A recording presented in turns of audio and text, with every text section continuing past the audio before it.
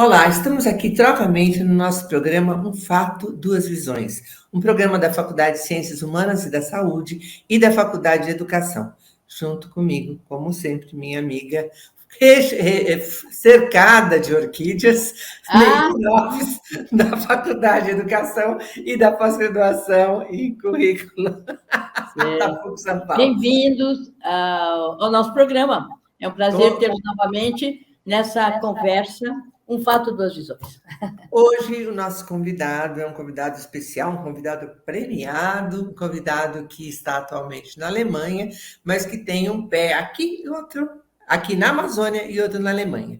O nosso convidado é o Daniel Manha Bosco Marra. Tudo bom, Dani? Posso te Olá, chamar de Dani, né? pode, fica à vontade. Saudações aí, professora Márcia, professora Neide, a todos que estão nos ouvindo também. Então, para mim, é um prazer estar aqui com vocês, dividindo um pouco do que a gente faz, né, na Amazônia, em termos de ciência. Então, agradeço a oportunidade para estar falando um pouco sobre o nosso trabalho e também batendo esse papo aqui com vocês, aprendendo um pouco sobre educação também. Então vamos começar por aí. O que a gente faz na Amazônia em si, em termos de ciência?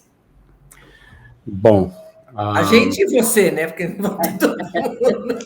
então, vou falar de mim, que acho que é mais simples. Então, eu sou mineiro do Triângulo, mas fui criado em Brasília. Então, morei numa cidade que, embora nos últimos tempos tenha crescido muito, mas me oportunizava muito contato com o Cerrado. E também por questões familiares, sempre gostei muito das árvores. Então, sou um cara que eu sempre, desde menino, fui encantado pelas árvores e acabei estudando engenharia florestal lá na UNB, Universidade de Brasília. E fui iluminado, né, por ter tido a oportunidade de conhecer professores que me inspiraram, né, e que nessa caminhada em rumo à ciência, me tornar um pesquisador. Então, saí de Brasília, fui fazer um mestrado em Manaus, né, na instituição que é o Instituto Nacional de Pesquisas da Amazônia, o INPA, que é uma instituição que esse ano completou 70 anos de idade e que é reconhecida internacionalmente, né, por sua pesquisa em excelência, né, na Amazônia, de uma maneira geral. E então foi quando eu vim para a Amazônia. Então vim para a Amazônia, na verdade, em 2007, fazer um curso ofertado naquela época pelo Laboratório de Manejo Florestal, que é o grupo de pesquisa com o qual eu tô mais ligado e interajo até hoje. E esse curso de campo, junto com o incentivo da minha então orientadora lá na UNB, me propulsionaram a vir fazer o mestrado em Manaus, e vim trabalhar com árvores, né, com a dinâmica da floresta, tentar entender como que essa floresta muda ao longo do tempo. E acho que tem várias similaridades aí com as pessoas, né, com nós humanos, que vocês estudam também. Então, entender como que a coisa muda ao longo do tempo, como os personagens, as coisas mudam ao longo do tempo. E depois mantive esse meu laço aqui no INPA, em Manaus, com pesquisas de longo prazo, e fui fazer meu doutorado na Alemanha. E depois de concluir meu doutorado, me mantive no Max Planck, esse instituto de pesquisa que foca em cima de ciclos biogeoquímicos. O nosso grupo trabalha sobretudo com água e carbono, e isso tem tudo a ver com essa floresta, com a dinâmica dessa floresta, que é um processo que eu comecei a estudar quando eu vim para cá, e que eu foco até hoje. Então, mais ou menos o resumo dos 15 anos aí, mais ou menos, que eu tenho aqui, tentando trabalhar nessa região. Você Daniel, falou duas você coisas trabalha... que eu fiquei curiosa, desculpa, Ney. Uma foi a mudança da floresta, porque a gente pensa na floresta, ela parece que ela está lá, parada o tempo todo, né? Ela vai cresce e ela não muda, ela não anda. Então, essa foi a primeira coisa que eu fiquei pensando, assim, o que ele está dizendo, né, com a mudança da floresta? E aí você falou uma outra coisa que era remanejamento florestal. Assim, vocês interferem nessa mudança da floresta? O que você quer dizer com remanejamento florestal? Então, vou começar de trás para frente. Não seria, no caso, remanejamento florestal, no caso seria manejo florestal. Então, manejo florestal é uma ciência que começou na Europa, mais precisamente na Alemanha, né? e silvicultura também é uma outra frente que faz parte do manejo, que também tem um histórico muito, muito próximo ali de culturas orientais, como no Japão. Mas, no caso, o manejo florestal, ou o manejo da floresta, é o que na engenharia florestal a gente entende como um conjunto de práticas, de processos e métodos que a gente aplica, né, para extrair da floresta produtos, sejam eles madeireiros e não madeireiros, né, de maneira sustentável, né?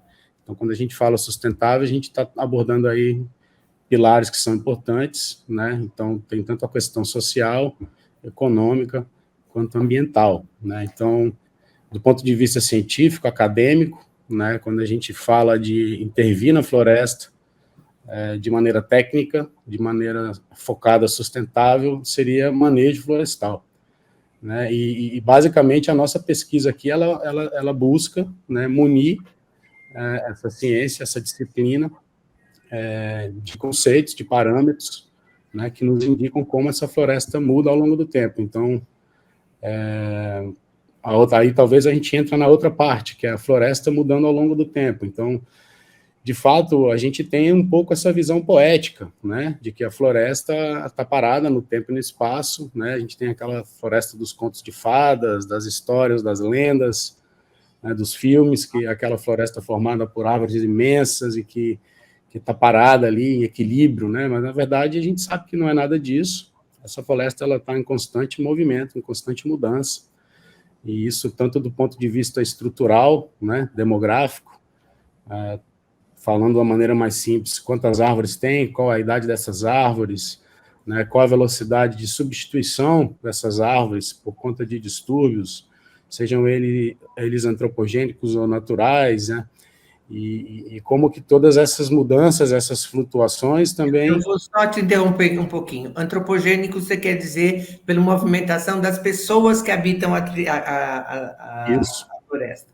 Senão, às vezes, as pessoas não sabem o que é, melhor a gente avisar. Vai lá, pode continuar. Então, é isso. Então, assim, por muito tempo imaginou-se a Amazônia de uma maneira muito romantizada, né? Mas, hoje em dia, a gente sabe que existem evidências científicas que comprovam que essa floresta ela vem sendo manejada desde a pré-Colômbia. Então, nós tínhamos aqui sociedades, né, civilizações indígenas extremamente desenvolvidas, com tecnologias extremamente adaptadas a essa região, e nós temos, dentro da nossa área mais florestal, né, mais ecológica, evidências fortíssimas, por exemplo, de manejo de espécies de interesse, né, como, por exemplo, espécies frutíferas, espécies madeiráveis, espécies que, porventura, forneciam fibras e outros materiais que eram de interesse dessas pessoas. Então, a gente sabe que essa floresta, ela não só ela é dinâmica do ponto de vista natural, porque ela enfrenta distúrbios, né, distúrbios de seca, de chuva extrema, né, e com a mudança do clima, o que nós estamos fazendo, muito provavelmente, é aumentando a intensidade e a frequência desses distúrbios naturais. Mas, por outro lado, também ela tem sido manejada desde que o ser humano por aqui caminha. Então, é uma floresta extremamente dinâmica, sim, e que mesmo áreas que são intocadas, que a gente vê nos mapas, nas áreas mais remotas, existe movimento. E essa floresta então, ela não está parada. Você fala ouvindo você, a gente tem, logicamente, a imagem de uma floresta dinâmica, ativa, interativa, que se modifica. Qual é aí a interseção entre a ciência e os indígenas que moram ali, povos originários? Então, essa pergunta é muito interessante e, embora não me sinta capaz de respondê-la, talvez, da melhor maneira possível, eu acho que não é muito difícil a gente imaginar que culturas que se desenvolveram e evoluíram aqui durante séculos, como eu comentei anteriormente, elas tenham chegado a níveis de adaptação e de sofisticação, inclusive muito maiores do que o que a ciência tem hoje, né? E quando eu falo ciência, eu estou falando dessa pesquisa, dessa realidade amazônica, né? Então, se a gente pensa em Amazônia, pelo menos o Brasil, é difícil não falar de 3 instituições, que é o INPA, o Museu Emílio Guild e a Embrapa, né? E são instituições que, como eu falei, elas têm no máximo 70 anos de idade, tá? E então nós estamos comparando culturas e processos de desenvolvimento de produtos e tecnologias que ocorrem, claro, com matéria-prima, com insumos completamente diferentes, né? Não dá para comparar o que a gente faz hoje do ponto de vista tecnológico com o que se fazia há 1000 anos atrás, mas eu não tenho dúvida de que uma das coisas essenciais, sobretudo para o que a gente faz nessa área mais florestal, passa por esse conhecimento empírico, né, das pessoas aqui da região.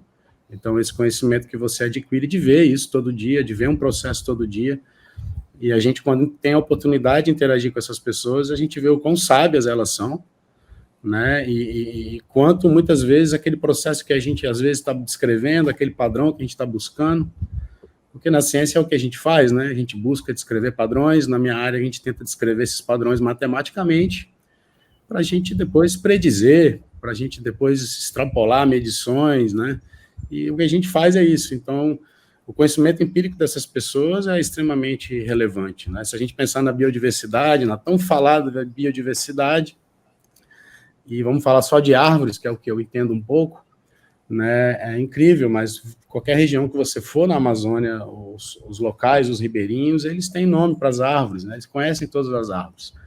Então, muito da botânica, da taxonomia que se desenvolveu na Amazônia e que tem esses 60, 70 anos, que é nem a primeira infância dessa floresta, vem sendo, talvez, negligenciados, né? E a gente precisa, de fato, de uma maneira inteligente, tentar estreitar essa interação com essas pessoas. Pode ser uma pergunta meio infantil, mas acho que talvez importante. Assim, qual a importância da gente saber isso sobre a Amazônia? Qual a importância de se estudar a Amazônia dessa perspectiva? Bom, todo desafio, ele tem lados difíceis e lados bons, né? É claro, né? Como tudo na vida. E eu acho que, para quem conhece um pouco, embora o desafio talvez atual seja a gente agregar valor financeiro a essa floresta, né? Eu acho que a oportunidade é talvez um pouco mais difícil da gente mapear, porque essa floresta e a nossa interação com ela é tão complexa que até para a gente que tenta estudar isso de uma maneira mais orientada, científica, é difícil mensurar e valorar também do ponto de vista econômico, todos os benefícios que essa floresta traz, né? Então, qual é a importância de se estudar isso? Bom, eu acho que primordialmente quem tem o conhecimento, quem tem a informação, tem a oportunidade de exercer liderança, né? E de direcionar, né, a história toda para um lado que acredita que seja positivo. Então, a Amazônia, para talvez tentar contextualizar um pouco, é uma região extremamente grande, né, onde a gente tem, do ponto de vista cultural, inúmeros povos de etnias diferentes, com línguas diferentes. Territorialmente falando, basicamente 60% da área do Brasil, né? Então, é muita terra, né? A gente bota dentro da Amazônia brasileira quase toda a Europa Ocidental, e é uma floresta que ela provém inúmeros serviços ambientais para nós. Então, uma maneira fácil de traduzir serviços ambientais, eu acho que seria qualidade de vida.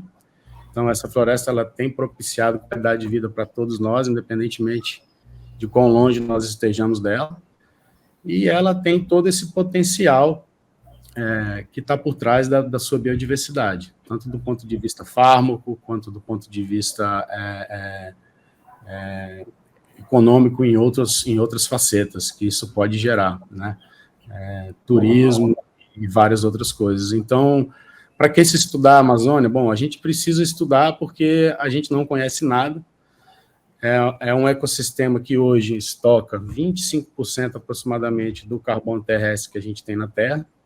Então, a gente manter essa floresta em pé é extremamente importante para a gente não liberar esse carbono para a atmosfera, né? Então, é um aspecto importante. A gente tem que pensar também que a resiliência, a manutenção desse carbono, né, na floresta, ele passa também necessariamente pela proteção da sua biodiversidade, porque em movimento, esse sistema ele funciona com base em interações biológicas extremamente refinadas.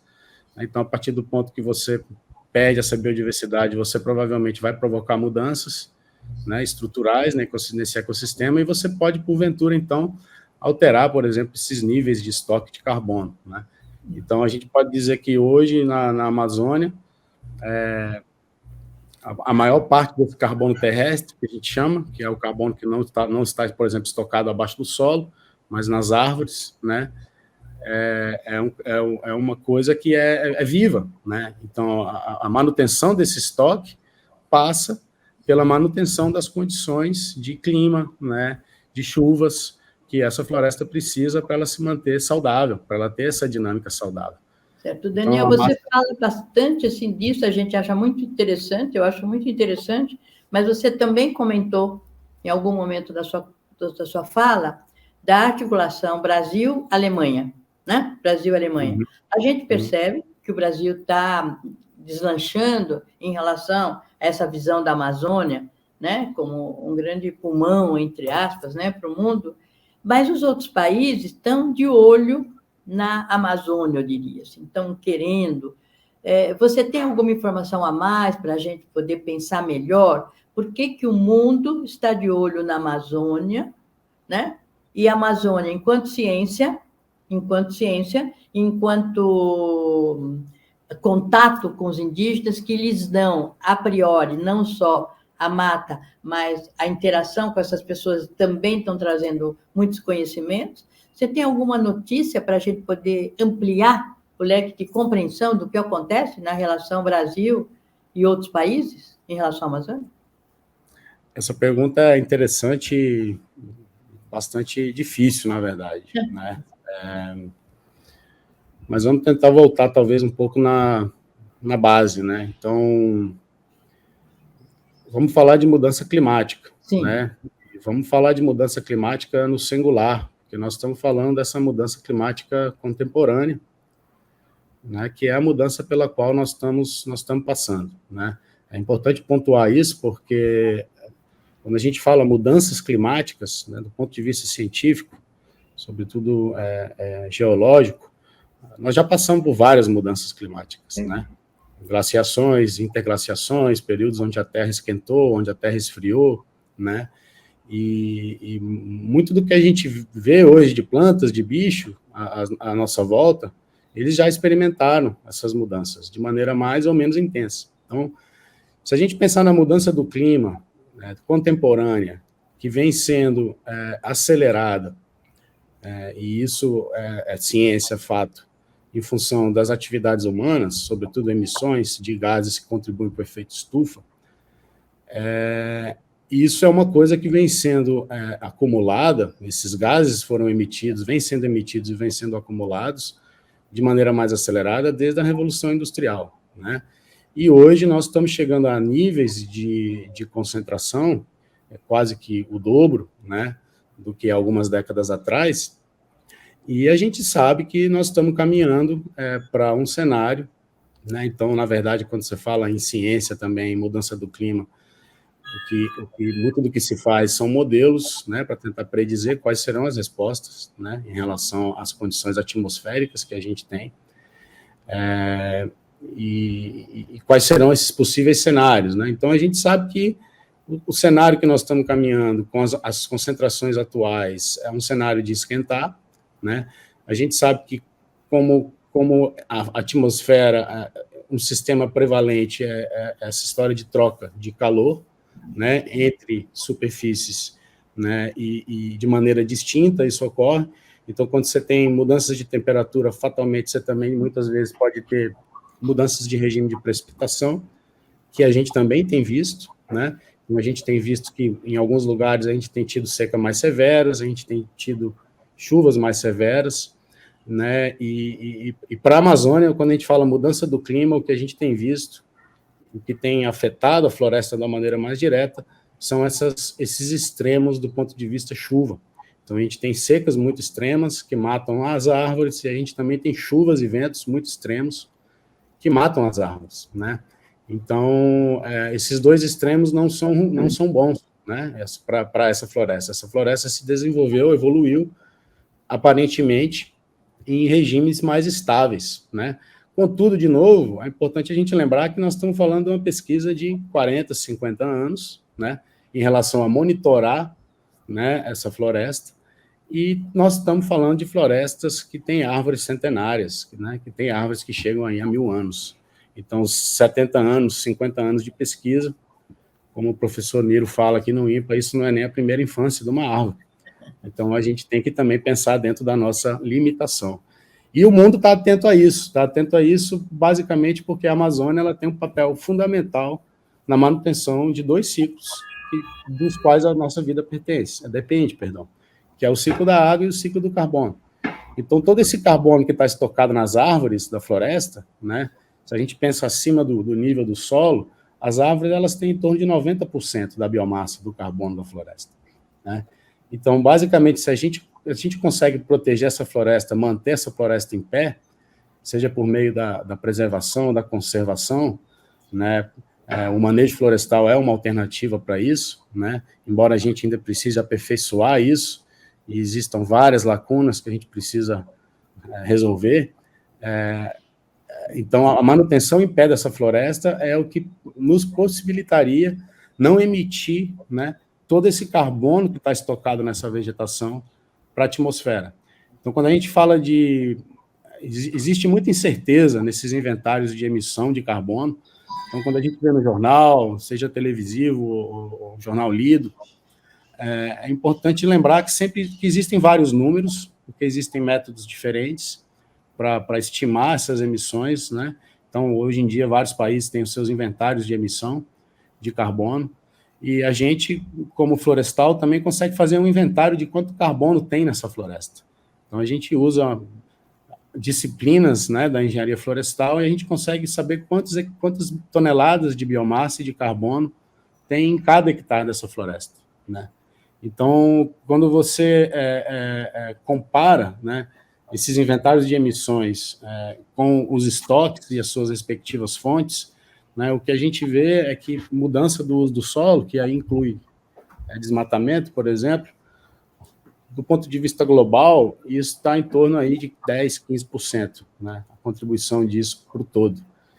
Então, mais embora a contribuição anual seja isso, se a gente libera todo esse estoque, todo esse banco, esse cofre de carbono que a gente tem estocado na vegetação, basicamente a gente vai estar emitindo uma quantidade de carbono há vários anos de emissão para o mundo inteiro, né? Então, a Amazônia, existem números que diferem, mas o estoque de carbono nas árvores da Amazônia, se liberado, é equivalente aí a vários anos de emissão global. Então, é importante a gente manter isso quietinho ali. E qual é o risco dessa liberação do carbono? Por que isso é perigoso? Por que a gente precisa poder controlar isso? Então, e aí talvez tentar voltar um pouco e responder isso com o final da outra pergunta, né? Então, assim, o interesse mundial é na manutenção da qualidade de vida, né? Porque, como a gente falou, a Amazônia, por participar ativamente desse ciclo do carbono e do ciclo da água, né, é importante, talvez, pontuar aqui, né? A Amazônia, ela não é o pulmão do mundo, né? A floresta, ela consome, do ponto de vista respiração, ela respira, né? Essa floresta respira durante a noite. Então, a fotossíntese, que é o processo pelo qual as árvores assimilam seus açúcares e produzem seus tecidos, ela tem 2 fases, a fase clara e a fase escura. Então, durante a fase clara, né, essa árvore está produzindo O2, né? Mas durante a fase escura, essa árvore está respirando, ela está oxidando, né? Então, ela está emitindo, na verdade, CO2. Então, hoje o que a gente sabe é que, basicamente, ela consome o que ela produz, né? Mas o grande papel da Amazônia, do ponto de vista chuva, do ponto de vista ciclo hidrológico, é não só a alimentação dos lençóis freáticos, em função da vegetação deles, né? Como também a produção do que a gente entende como os compostos voláteis orgânicos, que são partículas, moléculas que estão em suspensão aí no ar e que funcionam como núcleos de condensação de água.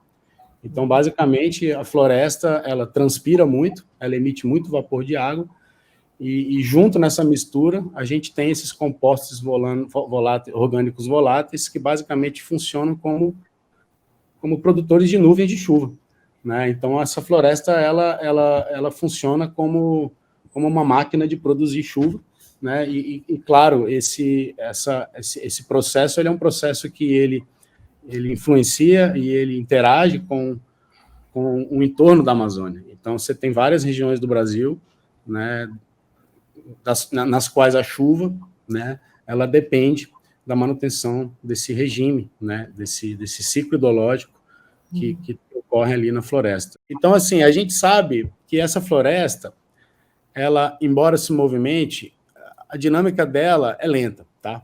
Então, a gente sabe que, por exemplo, aqui na região de Manaus, a nossa taxa de natalidade ela é em torno de 1%. E ela é mais ou menos igual à taxa de mortalidade, tá? E a gente sabe, por exemplo, que as árvores elas crescem, em média, em torno de 1,5 milímetros por ano, tá? Então, isso talvez é mais uma informação para desmistificar o que a maioria das pessoas pensam. Essas árvores, elas crescem extremamente devagar. Porque nós estamos falando de um ambiente com taxas de lixiviação altíssimas, solos extremamente pobres do ponto de vista nutricional, extremamente ácidos, tá? Então, a gente sabe, por exemplo, por pesquisa também aqui do INPA, que a carência, por exemplo, de fósforo, né, que é um micronutriente extremamente relacionado à eficiência fotossintética, reprodução, várias fases, né, vitais para a planta, é um elemento traço, é um elemento extremamente limitante aqui no nosso solo. Então, são florestas que crescem muito devagar. Então, reflorestamento, plantio, aqui é muito difícil, porque o tempo que nós vamos demorar para fazer uma floresta dessa crescer e substituir a floresta que nós temos madura, com essas árvores enormes, essas árvores altas, é muito maior do que o tempo que a gente teria para provavelmente começar a ver esses cenários mais catastróficos que os cientistas apresentam aí nos IPCCs, nas COPs, que é o que as pessoas às vezes têm acesso nos jornais, né? Daniel, então, plantar é difícil para carbono, e o que as pessoas querem é, de alguma forma, garantir que esse estoque ele seja mantido no chão. Daniel, eu ficaria conversando com você aqui o dia inteiro, porque você traz um monte de informações que eu fiquei assim com 3.000 perguntas e seriamente pensando com a Neide na possibilidade de voltarmos a conversar com você, mas nós estamos no nosso último minuto e eu vou pedir para você, então, se você quiser falar alguma coisa rapidinho, porque é 1 minuto, e se despedir, eu vou agradecer. Vai lá. Tá bom. De novo, então, obrigado a todos. Espero que eu tenha jogado alguma luz aí em cima do tema que foi discutido e dizer que fico feliz de participar e fico à disposição para colaborar no futuro. E é isso. Muito obrigado. Obrigada a você, Daniel. Obrigada aos que nos assistem. Neide? Até a próxima. Foi excelente, como sempre, os nossos convidados. Até a próxima. Muita curiosidade no ar, mas muita ciência a favor nosso, do Brasil e da humanidade. Parabéns, Daniel, por estar como cientista lutando por isso. Obrigado. Nossa admiração. Até logo.